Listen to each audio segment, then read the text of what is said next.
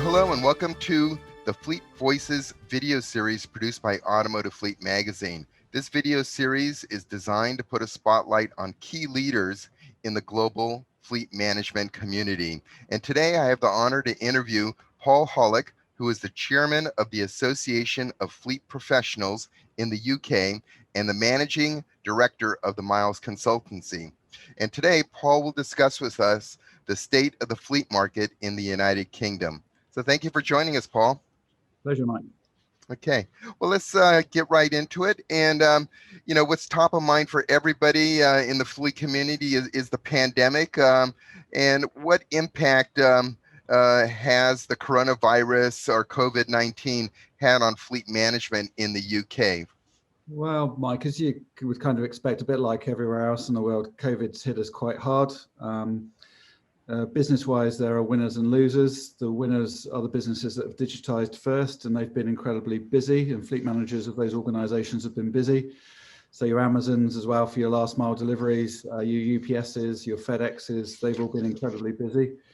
But we've had 3 lockdowns, and we're just in the 3rd one at the moment. The first one, I would say that we, as fleet managers, were dealing with safety and health of employees and vehicles and making sure those vehicles are safe and being stored correctly. And when we came out of that lockdown, then making sure that those vehicles were roadworthy. And again, the drivers were safe behind the wheel and they knew exactly what they were doing and how to remember to drive.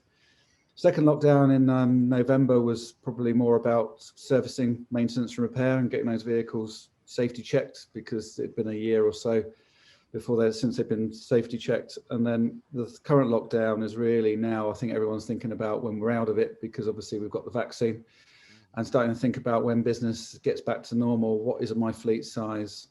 What vehicles do I need to run my fleet effectively? What is the size of my business as well? And there's still some uncertain factors with all of that as well, but and fleets have been extending vehicles, they've been returning vehicles and early terminating vehicles, and of course sadly there has also been some redundancies as well, so businesses have shrunk in size during the pandemic as well. So fleet managers have had in the UK have a really tough task, as they have across the globe as well.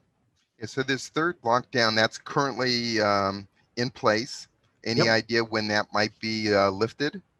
So the government are going to announce next week what the roadmap is for us to unlock ourselves. So at the moment, the schools are still shut. And the expectation is that we start to get back to a new normal, hopefully end of March, start of April, with the schools maybe going back on the 8th of March. But it's too early to tell, because it's not about dates, it's about data now, and the R rate, and making sure that when we come out of this lockdown that the populace can be safe. So during this lockdown period, all fleet vehicles are idled? Are they, have you broken your economy into essential, non-essential businesses? Yeah, for sure. So the supermarkets are open, the essential businesses are open, news agents and things like that as well. Obviously frontline support for NHS, so our health system, with the employees that are working there, delivery trucks and things like that are still operating. So there's literally half the country is busy and half the country is locked down. It's a crazy situation to be in. But the delivery companies, obviously they would be operational. They're essential entities within the economy. But what about like insurance companies? Are those fleets just idled and parked? Yep, a lot of them, yes. If they're not essential organisations, those obviously they'd be digitised their businesses. So a lot of the employees would be sat at home working rather than being in an office in London in Canary Wharf. So a lot of businesses are still working, but they're locked down, and we're allowed to move for a little bit of exercise and essential services like getting some food, some groceries and things. But generally speaking, we're supposed to be staying indoors and within the confines of our house and not meeting up with other families as well. So it's a difficult situation. It's been like that since for the last 4 or 5 weeks. Christmas, obviously the R rate went up significantly. So it just means that we just need to do our bit to try and make sure that, we're not spreading the virus around the country. Right. And then any thoughts about a post-pandemic fleet environment? Here in the US, we have a work from home business model that's emerging, and it looks like in conversations with many companies, they're going to adopt that. It's been popular with the employees. It hasn't really impacted productivity, at least initially, for these companies that are considering it. I think it'll have ramifications on fleet operations, but what's the situation in the UK? Yeah, for sure. So there's definitely, I think post-pandemic, there's definitely going to be a different way of which we conduct our business. Less miles, business miles being driven. Mm-hmm. Sure, as we've all got used to Zoom and Teams and GoToMeet and everything else. So, and I think what we've proved globally is we can all work relatively efficiently via this medium, and it's not a detriment to people doing business and continuing with relationships. So I think the days in the UK of what I call cup of tea account management, where you go out and visit a client or a fleet manager would be visited by their leasing companies, probably ended. There's still been a level of skin contact, but that frequency of that monthly meeting is probably not going to happen now, and it will be handled digitally. But also we are starting to see, a bit like you guys probably have in the States, where contracts for employment are now being changed from the office to the home. Right. That then means that employees, when they are traveling to the office for maybe a day a week rather than every day a week, that becomes a business trip for us rather than a commute trip, which has different obligations from a duty of care perspective as well for us as fleet managers, because it's a mobile office and there are penalties in the UK if we do not have effective duty of care policies for people when they're out using company assets on business trips. So it's all going to change for sure. Yeah, I think, and it's that saying, the devil's in the details. I think there are going to be all these ramifications that'll be coming out that we haven't even considered, but we're going to be encountering them as we're living through that period. Sure, and you still can't even get hold of, rental companies at the moment. They've got a spare availability of cars, but box vans, everyone's wanting box vans for last mile delivery at the moment. Sure. Yeah, exactly the same situation. A lot of similarities between the two markets. But one thing, if there's any positive to this pandemic, it really has accelerated change. I think these changes were in the works and progressing and evolving towards the future, but this pandemic's really, put it in hyperdrive where, they're being implemented quickly and immediately.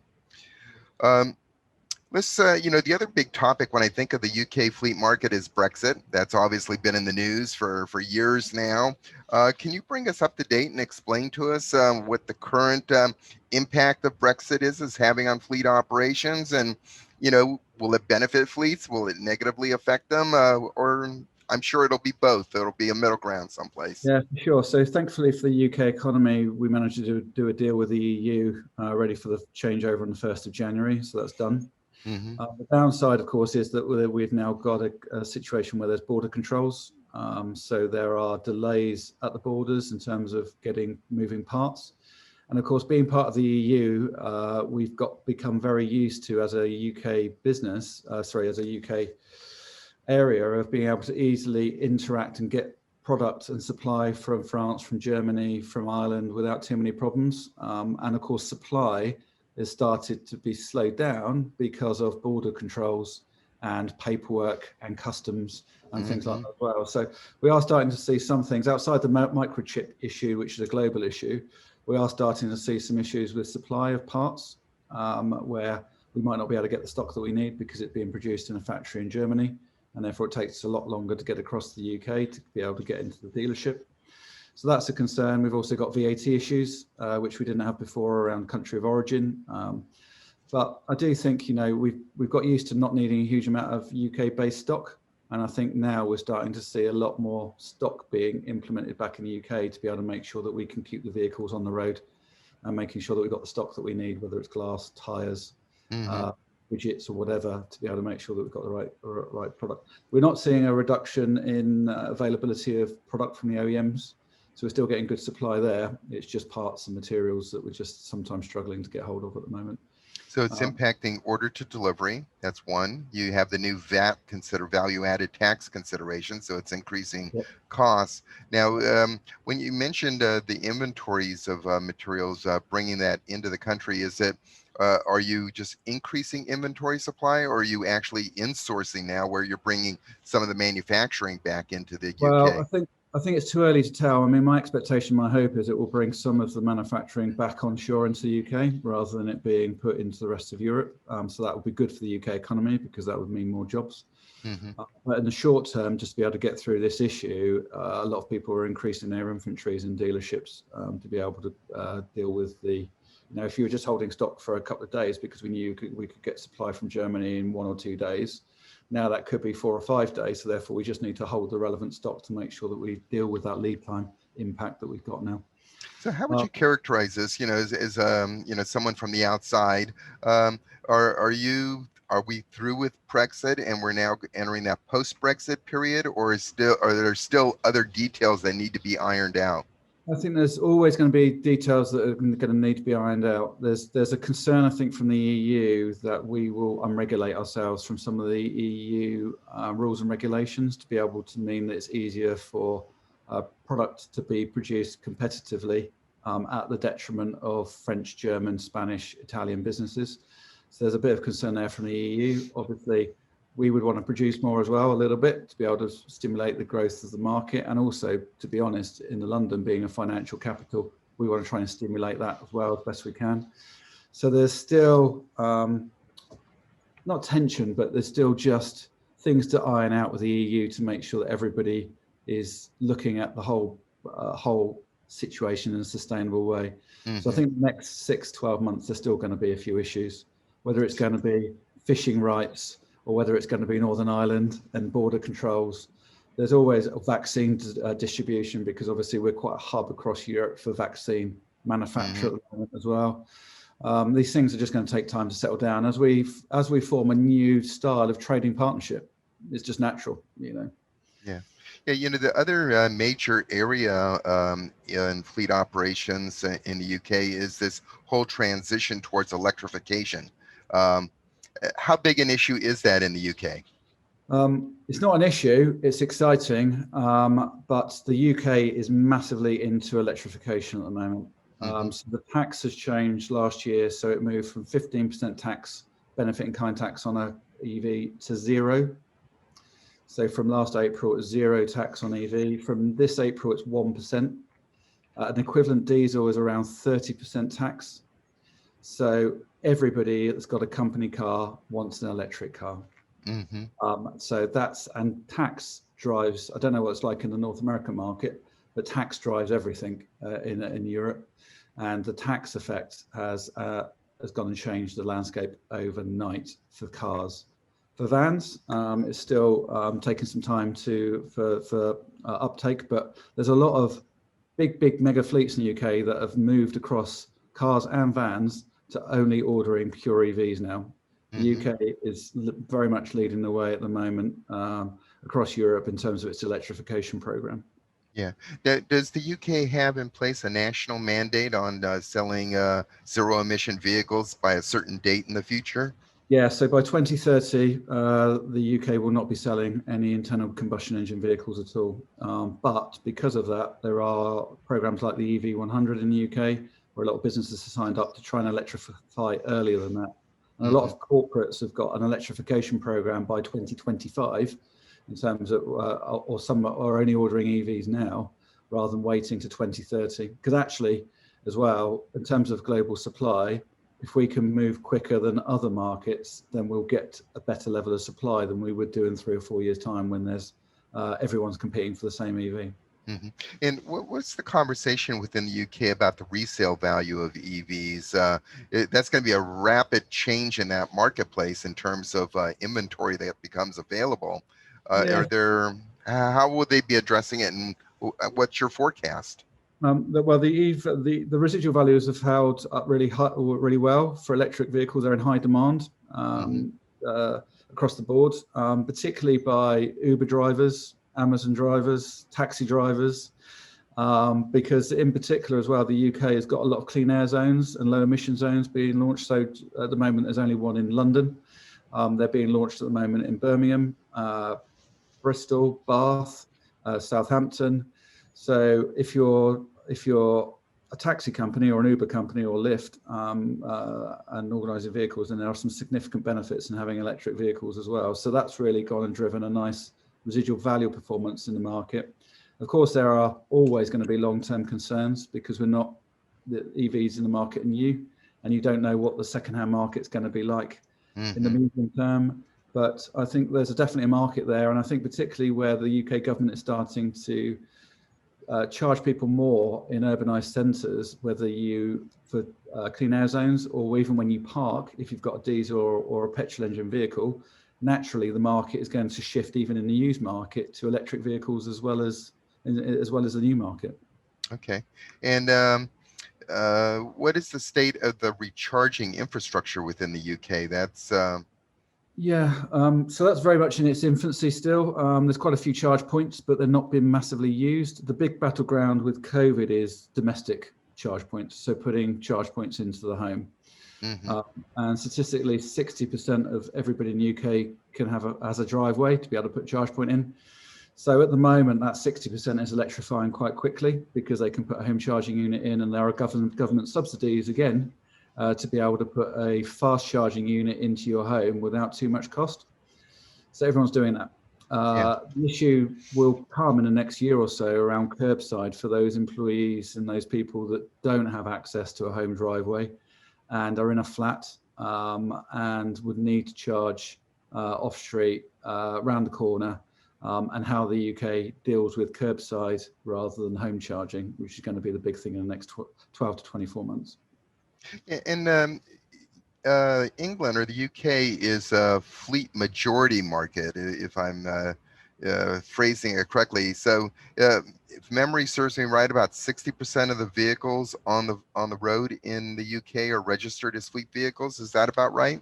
Yeah. It's a big market. I mean, there's about just over 2.2 million vehicles registered in the UK every year. The population is about 65 million. And well over half of those will continually be fleet cars. And we're churning those registrations every 3 or 4 years.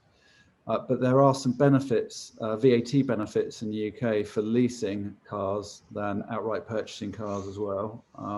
And it is still a big lease market as well, a big company car market. Sure. And because of the zero benefit in kind on company cars at the moment, it's dragging a lot of people back from taking cash allowance back into taking a company car. And people to sacrifice salary to take a company car as well that wouldn't normally be eligible to take a company car, which is a product we call in the UK salary sacrifice. Sure. And that's becoming a big market, particularly in public sector. That's becoming a big opportunity for a lot of people to get themselves into a cheap car with no tax. Right. So it's, again, the taxation is driving that adoption rate. Tax drives everything, for sure. So we've discussed the pandemic, we've discussed Brexit, we've discussed the transition to electrification. Are there any other key challenges and opportunities that we can maybe talk about from a high-level summary that are being addressed by fleet managers and managing vehicles in the UK market? Yeah, well, mobility as a service is still key for the UK market. We're starting to see, particularly because of the pandemic, we're starting to see a lot of employees requesting not to own a car anymore and actually have a mobility solution and be able to maybe take a car allowance, but it not be for a car. They'll just rent a car as and when they need to do that occasional business trip. So that's starting to happen for sure. We've got concerns in the UK around road tolling as the UK government loses its revenue on fuel duty, which it taxes to death. We're about 5 times more expensive for our diesel and petrol than you guys in North America because it's all taxed. 80% of everything that we've got on the road is taxed in terms of fuel. That's how it is in California, by the way. But obviously with the electrification programs, that's going to change, and the government won't be able to get the revenues that they would normally have with electric because you can't charge domestic energy because you're heating your home. So road tolling is being talked about for the second half of the decade, which is a concern for everybody. But also key things like you guys would experience about data giving real insights. The use of data to be able to strategically manage your fleet is becoming increasingly topical. And that's not just telematics, that's data, connected vehicle data, the data of trips, the data that you would normally see now can be so connected and can give you such good insights to be able to set your asset utilization policy to be able to rationalize your assets, to be able to look at shared mobility, to be able to look at electrification programs, all through the use of good quality of data. Yeah, I kind of liken it. There was an art of fleet management in yesteryear, and this data and the analytics behind it, it's really turning fleet management into a science, a very precise science in a lot of ways. And as a result of that, it's also evolving the role of the fleet manager. And there's a lot of influences that are doing that here in the United States. Is the same thing happening in the UK? And the Association of Fleet Professionals is the largest UK fleet manager organization in the country. What are you seeing among your members? Are their roles evolving and changing? Yeah, for sure. So obviously, a bit like a lot of other areas, fleet teams are getting smaller, but the fleet management role and the fleet manager role or fleet director role within an organization has never been so more critical. But that role is now, rather than worrying about how to put your head under the bonnet to be able to work out what's wrong with the vehicle, it's all about strategy. It's about long-term cost planning, because obviously fleet management is a 4 or 5 year cycle. It's about managing your asset base, selecting your partners in the right way, in a sustainable way, looking at your data, controlling your supply chain, looking at your strategy to be able to generate long-term cost savings rather than short-term cost savings that are knee-jerk cost savings. So a lot of the doing, as I would say, the doing is being outsourced to fleet management companies, to leasing companies, to accident management companies. But the role of internal fleet managers has never been more critical. And what about the internal dynamics of corporations? The role of procurement in the U.S. has kind of gained ascendancy and a greater voice in terms of fleet management responsibilities. Same thing with EHS and with risk management. Is the same thing happening in the UK? Yeah, for sure. We're seeing fleet managers and procurement managers working in twos for bidding and tenders. So the fleet manager would be the subject matter expert, the SME, that would be designing what they require. And the procurement person would be making sure that they were happy with the sustainable contract values and making sure that they are buying the right things. But these guys in procurement need some education as well. So about, and they're not buying a widget, they're not buying a pen. It's a long process. It's a little bit more complicated. Yeah, RV change, lease cost change, cost of money changes, rental costs change, OEM discounts change. So it's not, and because of that, procurement teams want to know more about how to manage that and control that from a procurement perspective. Well, it's been a fascinating conversation, Paul. And the thing that always strikes me about, talking with fleet professionals in other regions of the world is how much similarities there are between us. There are differences, especially in taxation and so on, but there are a lot of similarities at the fundamental level that kind of ties us all together. But with that said, that's going to have to be our conclusion of this. We've reached our allotted time, and I want to thank you again for a great conversation, and thank you again for joining us, and hopefully we can repeat this again in the upcoming months. That sounds great, Mike. Always a pleasure. See you soon.